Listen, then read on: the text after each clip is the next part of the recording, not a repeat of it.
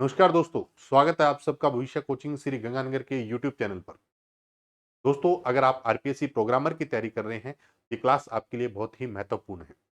दोस्तों, क्लास को स्टार्ट करने से पहले आप सबसे एक छोटी सी रिक्वेस्ट कि अगर आप चैनल पे नए हैं तो दोस्तों चैनल को सब्सक्राइब कर लीजिएगा, अपने दोस्तों के साथ शेयर भी करिएगा। दोस्तों, आरपीएससी प्रोग्रामर की अगर बात करें तो इसमें आप बढ़िया तरीके से जैसे तैयारी कर रहे हैं, बुक्स पढ़ रहे हैं, कहीं से भी आप प्रिपरेशन कर रहे हैं, सबसे मेन चीज जो है वो सिलेक्शन का आपका आधार बन सकता है, वो यही है कि आपने प्रैक्टिस कितनी की है। तो प्रैक्टिस पे पूरा फोकस रखिएगा। जितने मैक्सिमम से मैक्सिमम क्वेश्चंस आप हल कर सकते हैं, उसमें आपका सबसे बड़ा बेनिफिट है। मेन पहली चीज क्या होगी, प्रैक्टिस ज्यादा होगी तो आप टाइम को बचा सकते हैं पेपर के अंदर, यानी कि टाइम की आपके सामने शॉर्टेज नहीं रहेगी। अगर प्रैक्टिस है, प्रैक्टिस नहीं है तो टाइम आपको लगेगा कि जो भी टाइम आपको मिला है वो बहुत कम टाइम था।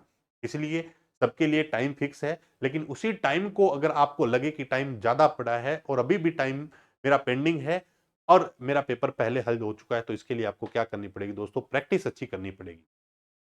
प्रैक्टिस की अगर बात करें तो इससे संबंधित मैं आपके लिए कंप्यूटर नेटवर्क के अंदर, अगर आपने पढ़ा होगा तो एरर डिटेक्शन और एरर करेक्शन के कुछ मेथड होते हैं। हेमिंग कोड उनमें से एक ऐसा मेथड है जो एरर करेक्शन के डिटेक्शन के साथ साथ करेक्शन की फैसिलिटी भी देता है।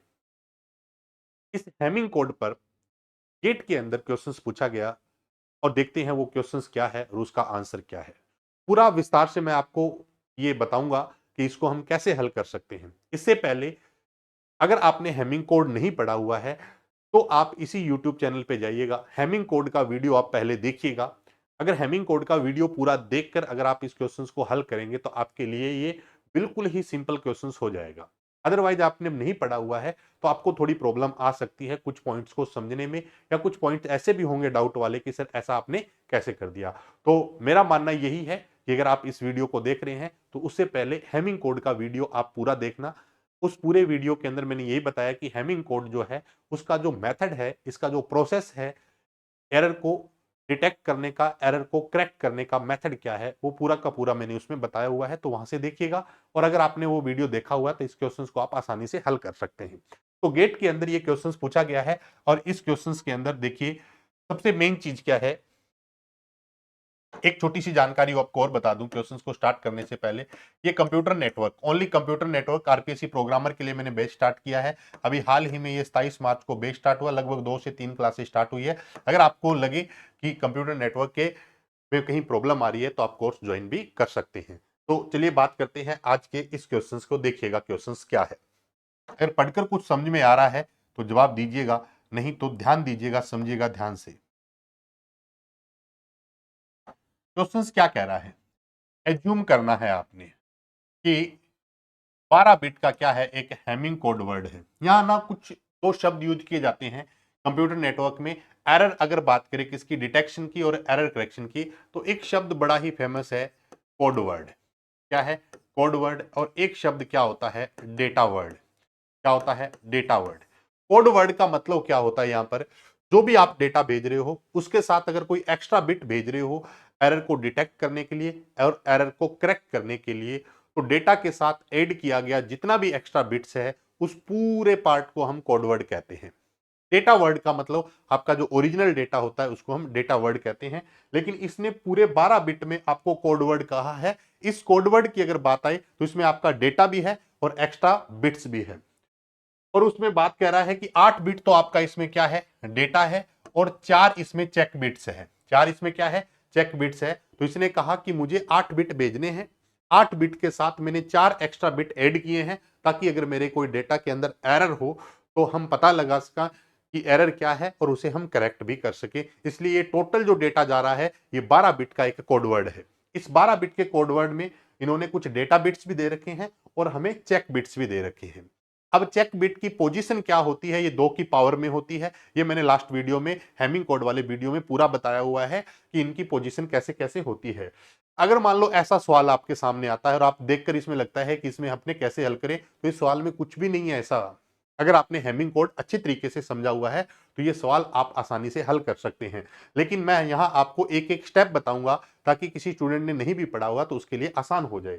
अब यहाँ पे देखियो कि डेटा बिट्स और चेक बिट्स हमें दिए हुए हैं। अब अगर मान लो इस डेटा बिट्स और चेक बिट्स की बात करें तो इन्होंने यहाँ से शुरू किया हुआ है C1 C2 C4 C8।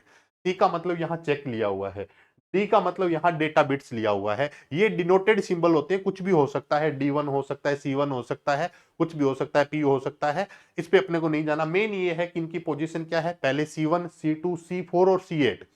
इसमें अगर ऊपर देखेंगे ना इस डेटा के अंदर, ये मैंने एज इट इज उठाया हुआ है गेट के पेपर से, लेकिन यहां पर इसमें थोड़ा सा एरर है, बट नीचे जो लिखा हुआ है ये बिल्कुल सही लिखा हुआ है। इसमें कुछ डेटा बिट की बात करें तो D1 है, D2 है, D3 है, D4 है और D5 इसमें मिस है। तो वो गेट का जो मेन पेपर था इसमें भी ऐसा था। ठीक है, तो यहां तक ये क्लियर होगी। अब ये जो पूरा का पूरा अपने को डेटा दिया हुआ है इसको अपने फॉर्मेट में लिख लेते हैं। अब टोटल अपने पास 12 बिट है। टोटल कितने बिट है, 12 बिट है। देखिए 12 बिट की अगर बात करें तो हमारे पास टोटल बिट कितनी है, 12 है। 1 2 3 4 5 6 7 8 9 10 11 और 12। टोटल अपने पास कितने बिट्स है, 12 बिट्स का उसने डेटा बोला है तो मैंने ये 12 नंबर लगा दिए। अब 12 बिट्स में उसने कहा है कि सबसे पहले देखिए ध्यान देना, फिर मैं कह रहा हूं आप चाहे यहां से स्टार्ट करके ऐसे लिखें चाहे इधर से स्टार्ट करके ऐसे लिखें, ऐसा कोई रूल नहीं है। और इसमें बिल्कुल भी अपना ये टाइम नहीं जाया करना कि सर आपने हमने जहां से पढ़ा है वो इधर से बता रहे हैं, कोई इधर से बता रहे हैं। आपका जिस हिसाब से सही रहे आप उस फॉर्मेट में आप इसको लिख सकते हैं। बट मैंने जो फॉर्मेट, मेरा जो सेट बैठा हुआ फॉर्मेट है वो मैंने आपको बताया है कि इस साइड से मैंने इसको लिखा है। अब जहां जहां इसने C1 C2 C4 C8 लिखा हुआ है उन सबको आप लिख सकते हैं। तो देखिए C1 की वैल्यू, C2 की वैल्यू, C4 की वैल्यू और C8 की वैल्यू। तो देखिए C1 में क्या है, C1 में 0 है, C2 में क्या है 1 है, C4 में क्या है ये देखिएगा। तो C1 की बात करें यानी कि यहां पर इस 1 की बात कर रहा है, इस 1 के स्थान पे इसने क्या दिया हुआ ये देखिएगा 0 1 0। यानी कि सबसे पहले 1 पे दिया हुआ है 0, क्या दिया हुआ है यहां पर 0 1। ध्यान देना पूरा लिखते समय ये C1 का 0 है, C2 का। अब C4 पे बात कर रहा है, C4 पे क्या है 0 है, C4 पे क्या है 0 है। और C8 पर क्या है Y है, C8 पर क्या है Y है। Y का मतलब आपको पता लगाना है कि यहां पर क्या होगा, 0 होगा या 1 होगा। ये हमारे चेक बिट्स हैं। चेक बिट का मतलब जो डेटा के साथ उसने एक्स्ट्रा बिट ऐड किए थे। अब उसने कहा है कि डेटा बिट्स, डेटा बिट्स की बात करें D1 D2 तो जो स्थान बचे हुए हैं उसमें लिख दो 1 0 1 0। क्या लिख दो 1 0 1 0। और क्या बचा हुआ है 1 0 1 0 ले लिया, फिर क्या आएगा x आएगा। क्या आ जाएगा x आ जाएगा। जहां खाली स्थान है वहां लिखना है, कंटिन्यूटी में लिखना है, आगे पीछे नहीं लिखना। उसके बाद देखिए x के बाद क्या है 0 1 1 0 1 1। अब यहां आपको फाइंड क्या करना है, आपको फाइंड करना है x और y के स्थान पर क्या होगा। ये क्लियर हो गया कि या तो x के स्थान पर 0 होगा, y के स्थान पे 0 हो सकता है। चार पॉसिबिलिटी बनती है यहाँ पर। क्या होगा y 0 हो सकता है, x 0 हो सकता है, y 1 हो सकता है, x 1 हो 0 हो सकता है। दोनों 1 1 हो सकते हैं, दोनों में क्या है 1 0 हो सकते हैं। चारों कॉम्बिनेशन आपको पता है कि कौन कौन से हो सकते हैं। बट आप ऑप्शन में जाएंगे तो ये चारों ऑप्शन आपको मिलेंगे। इसके लिए आपको क्या करना है, पूरा का पूरा हल करना है। हल करने के लिए सबसे पहले क्या है, ये जो आपके पास है सबसे पहले वाले पार्ट में ये आपके पास क्या है C1 है, और ये क्या है C2 है, ये क्या है C4 है और ये क्या है C8 है। क्या है C8 है। C का मतलब चेक बिट है, और चेक बिट 2 की पावर में होती है, 2 की पावर 0, 2 की पावर 1, 2 की पावर 2 और 2 की पावर 3 में। अब अपने को x और y की वैल्यू लगानी है। x और y की वैल्यू निकालने के लिए आपको कंप्यूट करना पड़ेगा पहले तो C1 को। तो सबसे पहले अपने C1 को कंप्यूट करते हैं। किसको कंप्यूट करते हैं, C1 को। देखिए ही C1 को कंप्यूट करना है तो क्या करना होगा, एक उठाओ एक छोड़ दो, एक उठाओ एक छोड़ दो, फिर एक उठाओ एक छोड़ दो, एक उठाओ एक छोड़ दो। इस पूरे मेथड में चलना है। तो कैसे करोगे, एक उठाया एक, फिर क्या दो छोड़ दो तीन, एक तीन, फिर क्या आएगा 5, फिर क्या आएगा 7, फिर क्या आएगा 9, फिर क्या आएगा 11। 1 3 5 7 9 11। C1 कंप्यूट करने का नियम है। C1 कंप्यूट करने का दोस्तों नियम क्या कहता है कि C1 कंप्यूट करना है तो एक से स्टार्ट करो, पहला उठाओ एक छोड़ो, फिर उठाओ एक छोड़ो, फिर उठाओ एक छोड़ो, इस तरीके से। तो C1 के लिए आपने कंप्यूट करना है तो पहला उठाया, दूसरा छोड़ दिया, तीसरा उठाया, चौथा छोड़ दिया, पांचवा उठाया, इस तरीके से अपने कहा। अब इनके नीचे वैल्यू फिल कर दो। अब यहां वैल्यू फिल कर दो कि 1 के स्थान पर क्या है, देखिए 1 पे क्या है 0, 3 के स्थान पर क्या है 1 है, 5 के स्थान पर क्या है 0 है, 7 के स्थान पर क्या है 0 है, 9 के स्थान पर क्या है x है, 9 के स्थान पर क्या है x है, और 11 के स्थान पर क्या है ये 11 है। ये क्या है आपके पास 11, और 11 के स्थान पर आपके पास क्या है 1 है। ये आपका हो गया C1 कंप्यूट। क्या हो गया C1। ऐसे ही किसको कंप्यूट करना है, C1 के बाद किसको कंप्यूट करोगे, C2 को कंप्यूट करना है। C1 के बाद C2 को कंप्यूट करना है। C2 को कंप्यूट करने का मतलब दो उठा दो, दो छोड़ दो, दो उठाओ दो छोड़ दो, दो उठाओ दो छोड़ दो, इस तरीके से चलना है। किसके लिए, C2 के लिए। ये नियम मैंने ना लास्ट वाली क्लास में पूरे बताए हुए हैं, एक बार आप चेक कर लेना अगर आपको ये थोड़ा डाउट लगे, समझ नहीं आ रहा हो तो। अब C2 को कंप्यूट करना है तो 2 से स्टार्ट करो, दो उठा लो, 2 से स्टार्ट करो, दो उठा लो, 2 से स्टार्ट करो, 2 और 3 उठा लिया, फिर क्या करो 2 और 3 उठा लिया, 4 5 छोड़ दो, 6 7 उठा लो, 9 10 छोड़ दो, 11 12 उठा लो। चेक कर लेना भाई। C2 कंप्यूट करने का नियम क्या है, 2 से स्टार्ट करो, 2 उठाओ, 2 से स्टार्ट करो 2 उठाओ, तो मतलब 2 और 3 उठा लिया, 4 5 छोड़ दिया, 6 7 उठा लिया, 6 7 8 9 छोड़ दिया। देखिए थोड़ा सा यहाँ गलत हो गया ना, जैसे 6 7 उठा लिया, उसके बाद क्या करोगे 8 9 छोड़ दो और 10 11 को उठा लो। इसको उठा लो 10 11 को। यानी कि C2 कंप्यूट करने का नियम क्या है, 2 से स्टार्ट करो, 2 उठाओ, 2 छोड़ दो, 2 उठाओ, 2 छोड़ दो। यानी कि जो वैल्यू मैंने लिखी है 2 से स्टार्ट करो तो 2 3 आ गया, ठीक है। उसके बाद 2 छोड़ोगे, 4 5 को छोड़ दिया तो 6 7 उठा लिया, 6 7 के बाद 8 9 को छोड़ दो, 10 11 उठा लिया। ऐसे ही अपने को अब इनके नीचे वैल्यू फिल करनी है। C2 की बात करें तो C2 के स्थान पर क्या है, C2 के स्थान पर क्या है 1 है, 3 के स्थान पर क्या है 1 है, उसके बाद देखो 6 पे क्या है 1 है, 7 पे क्या है 0 है, 10 पे क्या है 0 है, और 11 पे क्या है 1 है, 11 पे क्या है 1 है।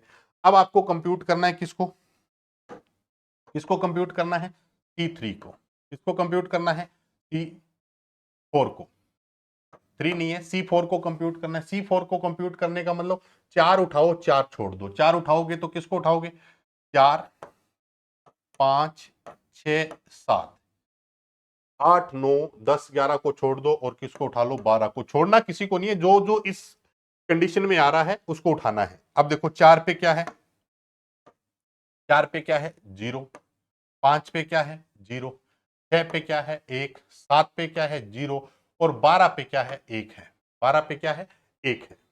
अब अगर बात करें तो किसको काउंट करना है C8 को, किसको काउंट करना है C8 को कंप्यूट करना है। C8 को कंप्यूट करने का मतलब क्या है, 8 से स्टार्ट करो 8 उठा लो 8 छोड़ दो, 8 से स्टार्ट करो 8 उठा लो 8 छोड़ दो। तो C8 कंप्यूट करने का मतलब क्या है 8 9 10 11 और 12। आगे कुछ बचा नहीं तो अपने को आगे जाने की आवश्यकता ही नहीं है। अब देखो 8 के स्थान पर क्या है y है, 9 के स्थान पर क्या है x है, 10 के स्थान पर 0 है, 11 के स्थान पर 1 है और 12 के स्थान पर 1 है। इतना अपनों ने हल कर लिया इसको।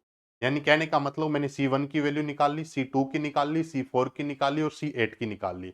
अब दोस्तों अगर आपने पढ़ा है तो हमारे पास क्या होती है, पैरिटी बिट होती है। क्या होती है, पैरिटी बिट्स होती है। पैरिटी जो होती है ये दो प्रकार से यूज की जाती है, एक होती है ओड पैरिटी। क्या होती है, ओड पैरिटी। और एक क्या होती है, इवन पैरिटी। एक ओड पैरिटी होती है और एक क्या होती है, इवन पैरिटी। मोस्टली अगर देखा जाए तो पेपर जो भी क्वेश्चन आते हैं उसमें लिखा होता है कि ओड पैरिटी से हल करना है या इवन पैरिटी से हल करना है। हमारे इस क्वेश्चन में उन्होंने कहीं नहीं लिखा कि ओड पैरिटी से हल करना है या इवन पैरिटी से हल करना है, ऐसा मेथड नहीं है। अब अपने को पहले यह पता करना है कि ओड पैरिटी है या इवन पैरिटी है। इसके लिए जहां जहां वैल्यू नहीं है, देखो मान लो यहां एक्स वाई है तो हम पता नहीं कर सकते, यहां कोई भी सिंबल ऐसा नहीं है जो मिस है, यहां अगर बात करें तो कोई भी सिंबल ऐसा नहीं है मिस है। अगर इन दोनों की अगर पैरिटी निकाल लेते हैं अपने और यहां से पता लगे कि ऑड पैरिटी है या इवन पैरिटी है, तो हम कह सकते हैं कि इवन पैरिटी से हल करना है या ऑड पैरिटी से। इवन पैरिटी का मतलब क्या होता है, total number of one even संख्या में होने चाहिए। ऑड पैरिटी का मतलब टोटल नंबर ऑफ वन किस में होने चाहिए, ऑड संख्या में होने चाहिए। इवन पैरिटी का मतलब देखिए मान लो आपके पास क्या है, 1 1 1 है। अब आप कहेंगे कि ये ऑड पैरिटी है इवन पैरिटी, यहां पर टोटल नंबर ऑफ वन कितने, 1 2 3, 3 तो हमारा ऑड नंबर होता है, तो ये इवन पैरिटी नहीं है, कौन सी है, ऑड पैरिटी है। ऑड पैरिटी का मतलब नंबर ऑफ वंस क्या होने चाहिए, ऑड संख्या में। इवन पैरिटी का मतलब नंबर ऑफ वंस क्या होने चाहिए, इवन संख्या में होने चाहिए। अब यहां देखिए, अगर आपसे पूछे कि ये कौन सी पैरिटी से है, तो सबसे पहले देखो यहां पर क्या है, 1 2 3 और 4, टोटल वन कितने हैं, 4 है। तो आप कह सकते हो ये कौन सी पैरिटी है, इवन पैरिटी है। कौन सी पैरिटी है, इवन। इधर भी देखो तो टोटल नंबर ऑफ वन कितने हैं, 1 और 1 2, तो यहां भी कौन सी पैरिटी है, इवन पैरिटी। ये क्वेश्चन में नहीं दी गई, लेकिन मैंने निकाल लिया इन दोनों मेथड से, ये इवन पैरिटी है। मोस्टली केसेज में क्या होता है कि ये पैरिटी दी होती है, अगर पैरिटी नहीं दी है तो आप इस तरीके से निकाल भी सकते हैं, पता भी कर सकते हैं किस प्रकार की पैरिटी है। अब आपको ये पता चल गया कि ये पैरिटी कौन सी है, इवन। तो सबसे पहले पता लगाते हैं एक्स। अब देखिए एक्स की बात करें तो इसने कहा कि 1 और 1, 1 और 1, यहां पर टोटल नंबर ऑफ वन की बात करें तो कितने होंगे, 1 और 1 2, 2 एक इवन संख्या है। मान लो आप कहते हो कि सर x के स्थान पर 1 होना चाहिए, तो कितने हो जाएंगे, 1 2 3, पैरिटी कौन सी होगी, ऑड। तो अब आपको विशेष ध्यान रखना है कि यहां क्या रखूं कि हमारी पैरिटी क्या हो जाए, इवन हो जाए। तो मैंने क्या रखा, 0, क्या रखा, 0 यहां रखा, यानी कि मैंने x की वैल्यू क्या रख दी, 0, और वास्तव में x का मतलब भी क्या होगा, 0। अगर मान लो यहां पर केवल एक 1 होता तो x की वैल्यू यहां क्या आती, 1 आती। अगर यहां 3 1 होते तो x की वैल्यू 1 आती, लेकिन यहां पर 2 1 है, और 2 कौन सा नंबर होता है, इवन, और पैरिटी भी कौन सी है, इवन। तो x का मतलब क्या हो गया, 0 हो गया, x का मतलब 0 हो गया। अब यहां आपको पता लग गया कि x की वैल्यू यहां से निकाल ली अपनों ने, x की वैल्यू क्या है, 0 है। तो अब 1 और 1, 1 और 1 2 हो गए, तो यहां भी नंबर ऑफ वंस इवन है, तो इसका मतलब इवन पैरिटी है। तो अब y की वैल्यू भी क्या होगी, 0 होगी। यानी कि y के स्थान पर क्या रखूं ताकि मेरी कौन सी पैरिटी बन जाए, इवन पैरिटी। तो यहां भी देखो इवन पैरिटी बन रही है, यहां भी कौन सी पैरिटी होगी, इवन पैरिटी होगी। यहां भी अपने पास कौन सी पैरिटी आ गई दोस्तों, इवन पैरिटी आ गई। तो इवन पैरिटी का मतलब ये चारों के चारों पार्ट जो है वो हमारे किस में आ गए, इवन पैरिटी के अंदर आ गए। तो इवन पैरिटी में हमें पता लगा कि x की वैल्यू क्या होगी, 0, और y की वैल्यू भी क्या होगी, 0 होगी। तो क्या ऐसा कोई ऑप्शन अपने पास यहां पर गिवन है क्या, यहां देखिएगा इसने पूछा क्या है, which one of the following choose given the correct value of x and y। x and y की वैल्यू देखो, पहला है x1 y0, x1 y1, x0 y0। तो हमारा सही आंसर क्या हो जाएगा दोस्तों, 3 नंबर। कई जगह इस क्वेश्चन को मैंने देखा तो सॉल्यूशन भी गलत मिला, इसलिए सही सॉल्यूशन ही देखोगे तभी फायदा होगा। इसलिए हर एक मेथड को बढ़िया तरीके से, हाँ सही और गलत का कैसे पता लगेगा सर, हमें कैसे पता लगेगा कि क्वेश्चन सही है या गलत है। मेथड रूल्स अगर आपके माइंड में क्लियर है, सारे के सारे प्रोसेस जितने भी है वो सारे के सारे अगर क्लियर है, तो ऑटोमेटिक पता चल जाएगा कि ये क्वेश्चन गलत है या इसका सॉल्यूशन गलत है या इसके ऑप्शन है वो मैच नहीं कर रहे। तो ये हमें पता चला कि किस प्रकार का है इवन पैरिटी। अब देखिए अगर इस सवाल की बात करें तो ये तो उसने x और y पे पूछ लिया कि बताओ x की वैल्यू क्या है और y की वैल्यू क्या है। ये बहुत सिंपल से सिंपल सवाल में से एक सवाल था, कोई मुश्किल नहीं है।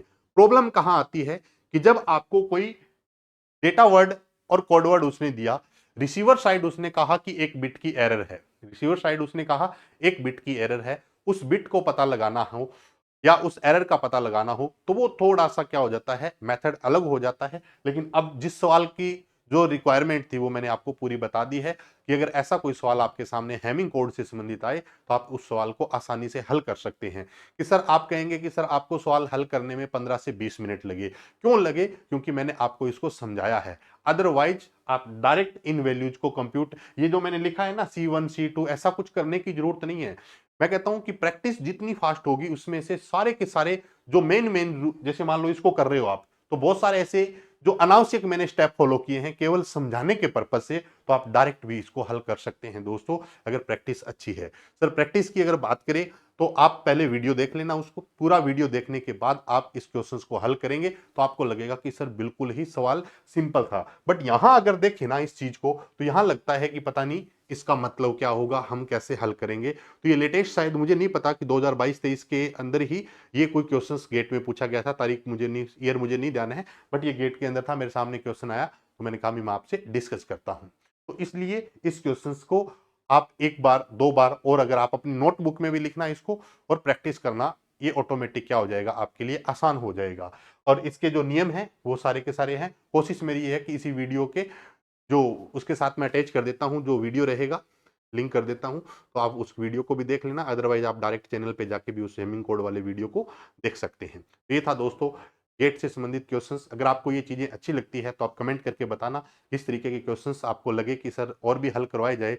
तो मैं जैसे मान लो हमारे पास सबसे जो कंप्यूटर नेटवर्क की बात करें तो टीसीपी है, यूडीपी है। टीसीपी के हेडर की बात करें, यूडीपी हेडर की बात करें, तो इनके क्वेश्चंस बहुत पूछे गए हैं, इंपॉर्टेंट है। अगर बात करें जो हमारे पास राउटिंग एल्गोरिदम है, जो डिस्टेंस वेक्टर है, ये इन पर भी क्वेश्चंस पूछे गए हैं। एरर डिटेक्शन मेथड की बात करें, एरर करेक्शन मेथड की बात करें, आईपी एड्रेस में सबनेटिंग की बात करें, सुपरनेटिंग की बात करें, लॉन्ग जो अपने पास क्या होता है, सबसे मेन जो अब पीछे जो पुराने पेपर देखे ना, तो वहां पर क्या आता है, जो लॉन्गेस्ट सबनेट मास्क है इसके क्वेश्चंस पूछे गए हैं। बहुत सारे स्टूडेंट्स इसमें भी कंफ्यूजन में रहते हैं कि सर लॉन्गेस्ट सबनेट मास्क क्या होता है। ये भी एक क्वेश्चन है, लॉन्गेस्ट सबनेट मास्क का भी अभी शायद लेटेस्ट ही किसी में पूछा गया था, गेट के अंदर ही पूछा गया था सवाल। तो ये सवाल अगर आप हल नहीं करोगे ना तो चीजें मुश्किल होने वाली है। अगर आपने क्वेश्चंस को देख लिया, उसकी स्ट्रक्चर पता चल गई और उसका माइंडसेट, पूछने वाले का माइंडसेट पता लग गया कि ये क्या चाहता है, जितने बड़े क्वेश्चंस होंगे उतने ही आपके लिए आसान होंगे। लेकिन उसका आसान करने का तरीका आपको मेथड से ही पता लगेगा, मेथड क्लियर होनी चाहिए। इसलिए अगर आप इनमें से, मैंने कहा कि अगर ये कंप्यूटर नेटवर्क के लिए बैच है, अगर आपको लगे कि हमें प्रॉब्लम आ रही है, देखो अनावश्यक रूप से बैच ज्वाइन करने का कोई मतलब नहीं है। आपको लगे कि मुझे वास्तव में प्रिपरेशन करनी है और बेस्ट तरीके से तैयारी करनी है, तो आप मेरे साथ इस कंप्यूटर नेटवर्क बैच में जुड़ सकते हैं। और जल्दी अप्रैल में मैं डीबीएमएस का बैच भी स्टार्ट करने वाला हूं। तो दोस्तों अगर आपको ये क्लास अच्छी लगी तो अपने दोस्तों के साथ शेयर करना और कमेंट में जरूर बताना कि इस तरीके के क्वेश्चंस हल करवाए जाएं या नहीं करवाए जाएं। अगर आपकी डिमांड हो तो मैं रेगुलर कोशिश करूंगा कि एक दो क्वेश्चंस मैं आपके लिए सॉल्यूशन में दे सकूं, जिसमें अपना टारगेट यूजीसी नेट का और गेट के रहेंगे। हो सके DSSS के जो एग्जाम्स है वो भी अच्छे स्टैंडर्ड के होते हैं, केवीएस के हैं, उनके क्वेश्चन भी आते हैं। तो मोस्टली जैसे इसरो की बात करें, बार्क की बात करें, तो यहाँ भी ये क्वेश्चन बहुत ज्यादा पूछे जाते हैं, तो उसमें भी अपन हल कर सकते हैं। तो मिलते हैं दोस्तों एक नई क्लास के साथ, तब तक के लिए दोस्तों नमस्कार, जय हिंद।